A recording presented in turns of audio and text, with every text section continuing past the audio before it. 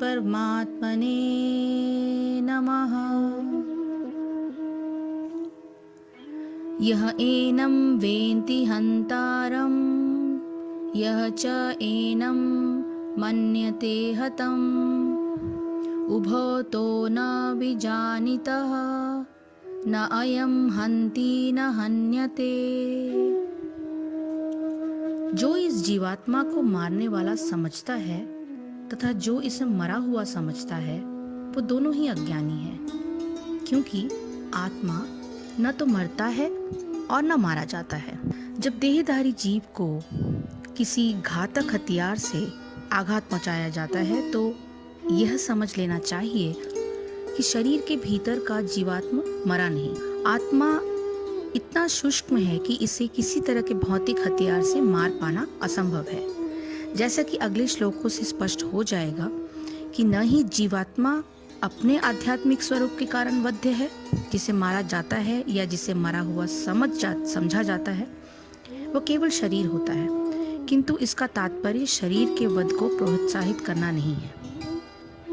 किसी भी जीव के शरीर की अनधिकार हत्या करना निंद्य है और राज्य तथा भगवत विज्ञान के द्वारा दंडनीय है, किंतु अर्जुन को धर्म के नियम के अनुसार मारने के लिए नियुक्त किया जा रहा था, किसी पागलपनवश नहीं। आत्मा को मारने वाला अथवा मरने वाला समझना ये भारी भ्रम वाली चीज है। तो भगवान कहते हैं कि जो ये समझता है कि आत्मा किसी को मारता है अथवा किसी के द्वारा मारा जाता है, वो ये भयानक भूल है। मारने वाला भी शरीर है और मरने वाला भी शरीर है। वास्तव में शरीर तो नित्य परिवर्तनशील होने के कारण प्रतिक्षण मरता रहता है और प्रारब्धानुसार दूसरे रूप में प्रकट होता रहता है। शरीर का आरंभ और अंत इस नित्य परिवर्तनशीलता के दो छोर मात्र हैं। आत्मा स्वयं न मरता है न मारता है, वो तो नित्य मरणशील शरीर का सर्वकालिक आधार है। जैसे कि उदाहरण के तौर पर हम ये कह सकते हैं कि सिनेमा के पर्दे पर भिन्न भिन्न चलचित्रों के दृश्य प्रकट होते रहते हैं और एक दृश्य के विलीन होने पर दूसरा दृश्य प्रकट होता है, किंतु दृश्यों के साथ पर्दा नहीं बदलता और किसी दृश्य का उस पर कोई स्थायी अंकन भी नहीं हो जाता। तो यदि पर्दा न हो तो दृश्य भी न दिखाई दे। पर्दा ही दृश्य के रूप में दिखाई देता है, पर दृश्य के समय पर्दा नहीं दिखता। इसी प्रकार शरीरों के रूप में आत्मा ही दिखती है, पर शरीर का अनुभव होते हुए आत्मा का अनुभव नहीं होता। आत्म तत्व के लक्षण और उसके अविकारी स्वरूप के विषय में बताते हुए भगवान फिर से कहते हैं, न जायते म्रियते वा कदाचित्, न अयं भूत्वा भवितवान् भूयः, अजः नित्य शाश्वत अयं पुराणः, न हन्यते हन्यमाने शरीरे। ये आत्मा किसी काल में भी न जन्मता है और न ही मरता है। ऐसा भी नहीं है कि यह आत्मा पहले कभी हुआ था और फिर होने वाला है, क्योंकि ये अजन्मा, नित्य, शाश्वत और पुरातन है। शरीर के नाश होने पर भी इसका नाश नहीं होता। आत्मा जो है वो सर्वथा विकार रहित है। तो यहाँ इस महत्वपूर्ण श्लोक में भगवान कुछ बहुत इंपॉर्टेंट बताने की कोशिश कर रहे हैं कि इस आत्मा का स्वभाव ऐसा है कि किसी भी प्रकार का विकार अथवा क्षय इसमें नहीं होता। परिवर्तनशीलता को ही वास्तव में विकार कहा जाता है। इसमें किसी पदार्थ का जन्म, अंत अथवा आरंभ जो है वो नहीं होता, केवल उसके स्वरूप में परिवर्तन होता है। इस रूपांतर को ही परिवर्तन अथवा विकार कहा जाता है। तो इसमें कई प्रकार के विकार होते हैं, जो उत्पत्ति, अस्तित्व, वृद्धि, विपरिणाम, अपक्षय, विनाश, ये 6 तरह के विकार माने गए हैं।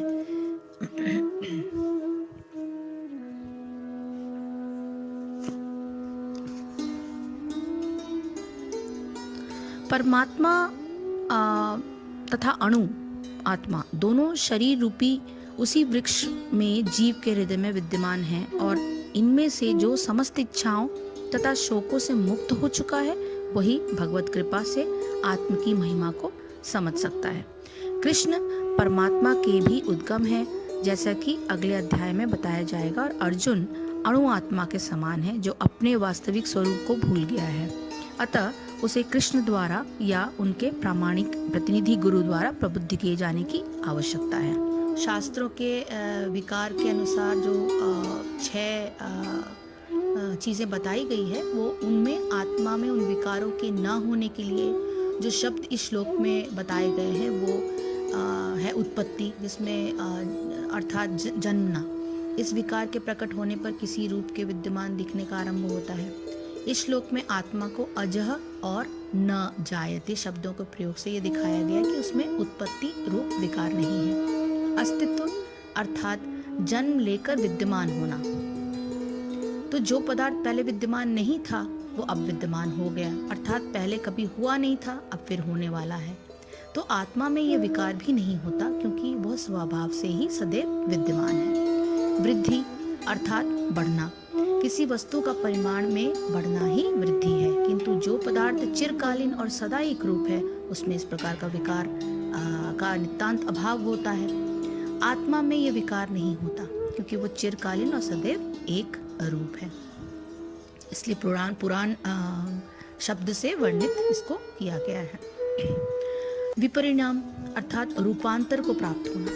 पदार्थ के रूप में परिवर्तनशीलता ही विपरिणाम है। आत्मा में इस विकार का भी सर्वथा अभाव है, इसलिए इस श्लोक में उसे शाश्वत बताया गया है। अपक्षय अर्थात घट जाने वाला। जिस पदार्थ के परिमाण में कोई कमी आ जाने की संभावना होती है उसे अपक्षय के विकार वाला कहा गया है।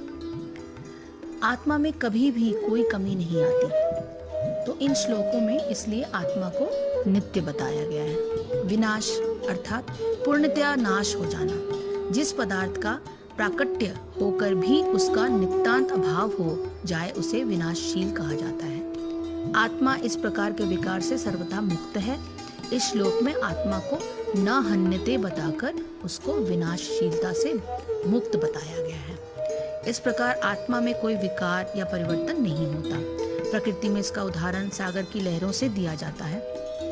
सागर के जल में लहर का जन्म होता है, फिर यह विद्यमान दिखती है, में वृद्धि भी होती है और उसके आकार एवं स्थिति में परिवर्तन भी होता रहता है। फिर वो घटना आरंभ हो जाती है और अनंत विलीन हो जाती है। ये सब परिवर्तन लहर में होते रहते हैं, किंतु लहर जिस जल पर होती है वह जल इन परिवर्तनों से मुक्त रहता है।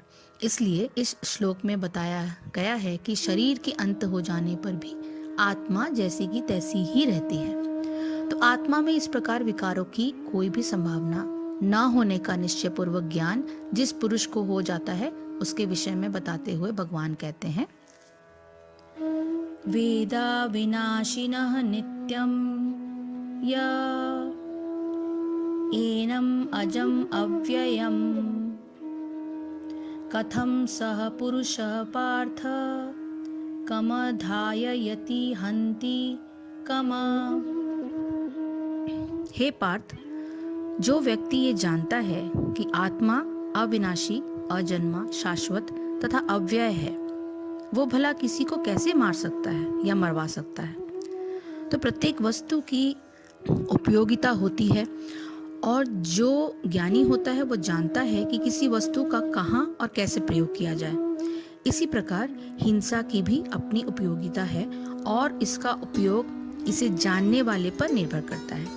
यद्यपि हत्या करने वाले व्यक्ति को न्याय संहिता के अनुसार प्राणदंड दिया जाता है, किंतु न्यायाधीश को दोषी नहीं ठहराया जा सकता, क्योंकि वो न्याय संहिता के अनुसार ही दूसरे व्यक्ति पर हिंसा किए जाने का आदेश देता है। मनुष्य के विधि ग्रंथ मनु संहिता में इसका समर्थन किया गया है कि हत्यारे को प्राणदंड देना चाहिए, जिससे उसे अगले जन्म में अपने पाप कर्म भोगने न पड़े। अतः राजा द्वारा हत्यारे को फांसी का दंड एक प्रकार से लाभप्रद है। इसी प्रकार जब कृष्ण युद्ध करने का आदेश देते हैं तो ये समझना चाहिए कि ये हिंसा परम न्याय के लिए है, और इस तरह अर्जुन को इस आदेश का पालन यह समझकर करना चाहिए कि कृष्ण के लिए किया गया युद्ध हिंसा नहीं है, क्योंकि मनुष्य या दूसरे शब्दों में आत्मा को मारा नहीं जा सकता। अतः न्याय के हेतु तथाकथित हिंसा की अनुमति है। शल्य क्रिया का प्रयोजन रोगी को मारना नहीं, अपितु उसको स्वस्थ बनाना है। अतः कृष्ण के आदेश पर अर्जुन द्वारा किए जाने वाला युद्ध पूरे ज्ञान के साथ हो रहा है, उससे पाप फल की संभावना बिल्कुल भी नहीं है। वाशांसि जीर्णानि यथा विहाय नवानि गूयति नरः अपराणि तथा शरीराणि विहाय जीर्णानि अन्यानि संयाति नवानि देहि। जिस प्रकार मनुष्य पुराने वस्त्रों को त्याग कर नए वस्त्र धारण करता है, उसी प्रकार आत्मा पुराने तथा व्यर्थ के शरीरों को त्याग कर नवीन भौतिक शरीर धारण करता है। अणुआत्मा द्वारा शरीर का परिवर्तन एक स्वीकृत तथ्य है, जिसे हम मानते हैं। आधुनिक विज्ञानी जन तथा जो आत्मा के अस्तित्व पर विश्वास नहीं करते, पर साथ ही हृदय से शक्ति साधन की व्याख्या भी नहीं कर पाते, उन परिवर्तनों को स्वीकार करने को बाध्य हैं जो बाल्यकाल से कौमारावस्था तथा फिर तरुणावस्था और वृद्धावस्था में होते रहते हैं। तो ये जो साइकिल है उस पर विश्वास करते हैं। वृद्धावस्था से यही परिवर्तन दूसरे शरीर में स्थानांतरित हो जाता है। इसकी व्याख्या एक पिछले श्लोक में की जा चुकी है। 13वां श्लोक दूसरे सांख्य योग में 13वां श्लोक में ये इसको एक्सप्लेनेशन किया गया है कि अणु आत्मा का दूसरे शरीर में स्थानांतरण परमात्मा की प्रकृति से संभव हो पाता है। परमात्मा अणु आत्मा की इच्छाओं की पूर्ति उसी तरह करते हैं जिस प्रकार एक मित्र दूसरे की इच्छा पूर्ति करता है। मुंडक तथा श्वेताश्वतर उपनिषदों में आत्मा तथा परमात्मा की उपमा दो मित्र पक्षियों से दी गई है। एक जो वृक्ष पर बैठे हैं, उनमें से एक पक्षी जो है अणु आत्मा है, वृक्ष के फल को खा रहा है, और दूसरा पक्षी कृष्ण अपने मित्र को देख रहा है। यद्यपि दोनों पक्षी समान गुण वाले हैं, किंतु इनमें से एक भौतिक वृक्ष के फलों पर मोहित है, किंतु दूसरा अपने मित्र के कार्यकलापों का साक्षी मात्र है। कृष्ण साक्षी पक्षी हैं और अर्जुन फल भोक्ता पक्षी। यद्यपि दोनों मित्र हैं, दोनों सखा हैं, किंतु फिर भी एक स्वामी और दूसरा सेवक है। अणु आत्मा द्वारा इस संबंध की विस्मृति से उसकी एक वृक्ष से दूसरे वृक्ष पर जाने या एक शरीर से दूसरे में जाने का कारण है। जीवात्मा प्राकृतिक शरीर रूपी वृक्ष पर अत्यधिक संघर्षशील है, किंतु ज्यों ही वो दूसरे पक्षी को परम गुरु के रूप में स्वीकार करता है, जिस प्रकार अर्जुन ने कृष्ण का उपदेश ग्रहण करने के लिए स्वेच्छा से उनकी शरण में जाना चाहा, त्यों ही परतंत्र पक्षी तुरंत सारे शोकों से विमुक्त हो जाता है। यद्यपि दोनों पक्षी एक ही वृक्ष पर बैठे हैं, किंतु फल खाने वाला पक्षी वृक्ष के फल के भोक्ता रूप में चिंता तथा विषाद में निमग्न है। यदि किसी तरह वो अपने मित्र भगवान की ओर उन्मुख होता है और उनकी महिमा को जान लेता है, तो वो कष्ट भोगने वाला पक्षी तुरंत समस्त चिंताओं से मुक्त हो जाता है।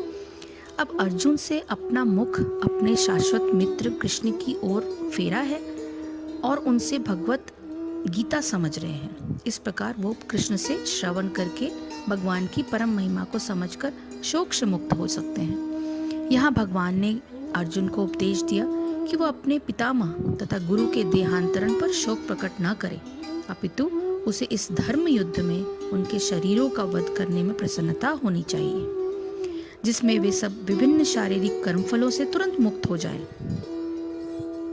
बलि वेदी पर या धर्म युद्ध में प्राणों को अर्पित करने वाला व्यक्ति तुरंत शारीरिक पापों से मुक्त हो जाता है और उच्च लोक को प्राप्त होता है। अतः अर्जुन का शोक करना बिल्कुल भी युक्ति संगत नहीं है।